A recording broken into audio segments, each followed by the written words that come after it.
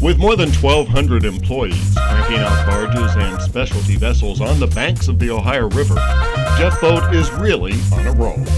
As we've progressed over the last several years, our productivity has continued to improve to where we're generally 20% more productive than we were 2 years ago.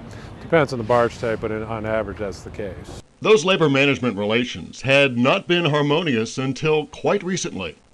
It's been wonderful. It has been just a miraculous change. They work with us, they help us, we can do our jobs, the rules are applied evenly. Couldn't ask for a much better place, I don't believe. But in '95 we were on strike for a month, and then it's kind of like every other contract we'd have a strike. '98 went pretty smooth. I was on the negotiating committee back then. And then 2001 we had a wildcat, and then like 2002, the year after that, we was on a 10-week strike, which I was part of that too. I was on the bargaining committee and everything, and it was pretty bad.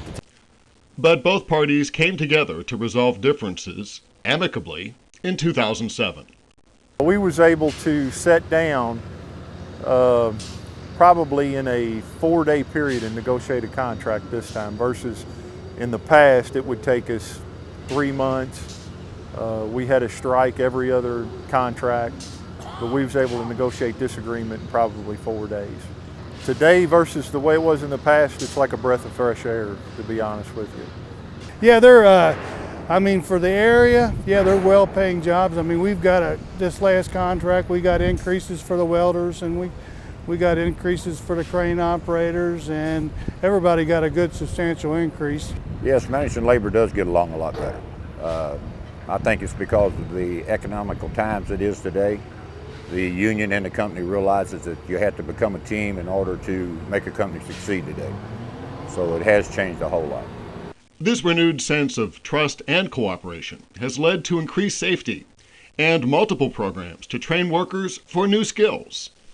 Half of the workforce has been here a number of years, the rest is new. So we have a mix of new and highly seasoned workers, and that's where the tradition and pride comes into play, because the experienced workforce wants to help the new people become skilled and pass on their learnings. And if you talk to the really experienced people, they can name 3 or 4 mentors that they've had that help them become excellent at what they do. Well, they've got classes for welding, fitting, burning, machine operating, anything you want to do. They're more than happy to teach you. They want people cross-trained.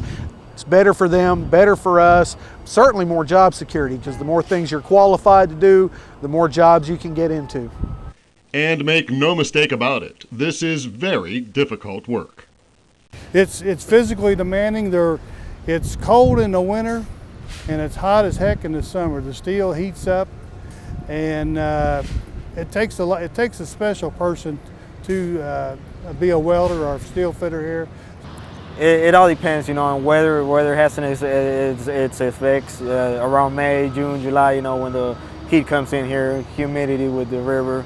But some spots are good, some spots are not. You gotta do some crawling around sometimes, but you get by. This has also become a very diverse workforce, hiring a large proportion of Hispanic workers.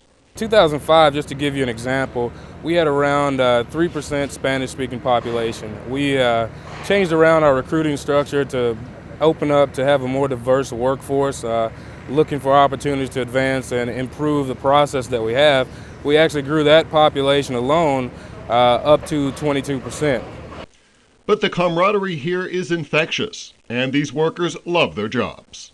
It is exciting to make things. In what way? You get to see an end product hit the river, and that's where the pride comes in. We have joint meetings with the union. We do joint discovery of information and try to make a more informed decision, using facts and listening to the union as well as my management team before we take the final action. And they're generous too. We have some of the most caring and hard-working people in this area here, and we show that by the givings that we had for Funds for the Art and United Way over the last couple of years. When the economy is in the state that it's in, the people still want to give and help when they can help. At Jeffboat, they have quickly turned an adversarial relationship into one of cooperation and commitment.